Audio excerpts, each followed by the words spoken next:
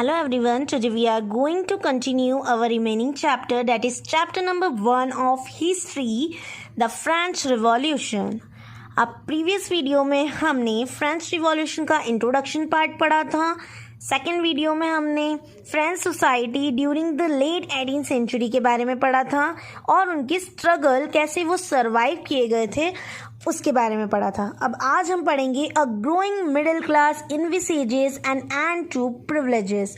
एक growing middle class envisages ने कैसे एंड किया प्रिविलेजेस को।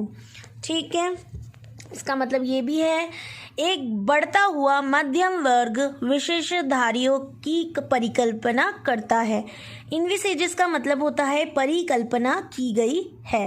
ओके, सो अब लाइन बाय लाइन हम पढ़ेंगे। In the past peasants and workers had participated in revolts against increasing taxes and food scarcity। अब पास में जो peasants और workers थे उन्होंने participate किया था जो फूड की स्कैरसिटी जो हुई थी और जो टैक्स उन पे लगाए गए थे, जो बढ़ा दिए गए थे, उसके अगेंस्ट उन्होंने रिवॉल्ट किया था। But they lacked the means and programs to carry out full-scale measures that would bring out a change in the social and economic order।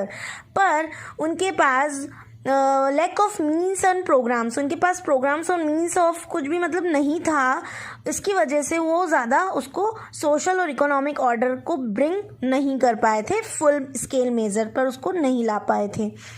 This was left to those groups within the Third Estate who had become prosperous and had access to education and new ideas। इस वजह से क्या हुआ कि वो उन group के पास में गया जो कि थर्ड स्टेट के थे, जो कि बहुत ज़्यादा समृद्ध मतलब प्रॉस्परस थे और जिनके पास अच्छी एजुकेशन और न्यू आइडियाज़ थे। The 18th century witnessed the emergence of social group termed the middle class, who earned their wealth through an expanding overseas trade and from the manufacture of goods such as woolen and silk textile that were either exported or brought by the richer member of the society। 18th century witness है social group का जो emergence हुआ था, जो इसमें middle class लोग थे, who earn there wealth, जो कि अपनी इनकम अर्न करते थे ओवरसीज ट्रेड को एक्सपांड करके। मतलब जो फॉरेन का व्यापार होता है उसको बोला जाता है ओवरसीज ट्रेड। और मैन्युफैक्चर करते थे गुड्स जैसे कि वुलन और सिल्क टेक्सटाइल को एक्सपोर्ट करते थे और रिच मेंबर जो होते थे वहाँ के सोसाइटी के वो उसको बॉट भी, मतलब किससे बॉट करते थे, वो रिचर मेंबर जो होते थे सोसाइटी से, उनसे वो खरीदारी भी करते थे। In addition to merchant and manufacturer, the Third Estate included professions such as lawyer और administrative officials। अब merchant और manufacturer तो थे ही सही थर्ड स्टेट में, पर जो लॉयर और एडमिनिस्ट्रेटिव ऑफिशियल का जो प्रोफेशन था वो भी थर्ड ई स्टेट में ही इंक्लूड था। All of these were educated and believe that no group in society should be privileged by birth. अब सारे ही जो लोग थे वो बहुत ही ज़्यादा एजुकेटेड थे और सभी ये बिलीव करते थे कि सोसाइटी में कोई भी ऐसा ग्रुप नहीं होना चाहिए जिसको बाय बर्थ ही प्रिविलेज दी जाए। Rather a person's social position must depend on its merit। और वो बोलते थे कि जो पर्सन है उसकी सोशल पोजीशन डिपेंड करती है वो कैसा है, मतलब पढ़ने में कैसा है, मेरिट पे डिपेंड करती है, ना कि उसके बर्थ पे कि वो कौन सी कास्ट का है। These ideas envisaging a society based on freedom and equal laws and opportunity for all were put forward by philosophers such as John Locke and Jean-Jacques Rousseau। अब ये जो आइडियाज़ थे वो सोसाइटी में आए और उसकी वजह से वहाँ पर फ्रीडम और इक्वल लॉज जो है वो बेस्ड हुई, अपॉर्चुनिटी सभी के लिए ओपन हुई, सभी को अपॉर्चुनिटीज़ मिलने लगी। और जो फिलोसोफर थे जॉन लॉक और जीन जैक्विस रोशे वो ही ये आइडिया को फॉरवर्ड लाए थे, उन्होंने ये आइडिया दिया था। In his two treatises of government Locke sought to refute the doctrine of divine and absolute right of the monarchs। अब उन्होंने दो ट्रीटी बनाए थे, गवर्नमेंट की जो दो ट्रीटी थी उसमें से लॉक ने बोला था कि जो डॉक्ट्राइन है वो डिवाइन है और एब्सोल्यूट राइट है मोनार्च का। अब रोशियो ने क्या बोला था कि कैरिड द आइडिया फॉरवर्ड। रोशियो अपना आइडिया, सबने अपने अपने आइडिया दिए थे, तो जॉन लॉक का ये आइडिया था और रोशियो का आइडिया था कि proposing a form of government based on social contract between the people and the representative. और रोशियो ये बोल रहा था कि गवर्नमेंट ऐसी होना चाहिए जहाँ पर सोशल कॉन्ट्रैक्ट हो between people and the representative के बीच में। In the spirit of laws Montesquieu proposed a division of power within the government between the legislative, the executive and the judiciary।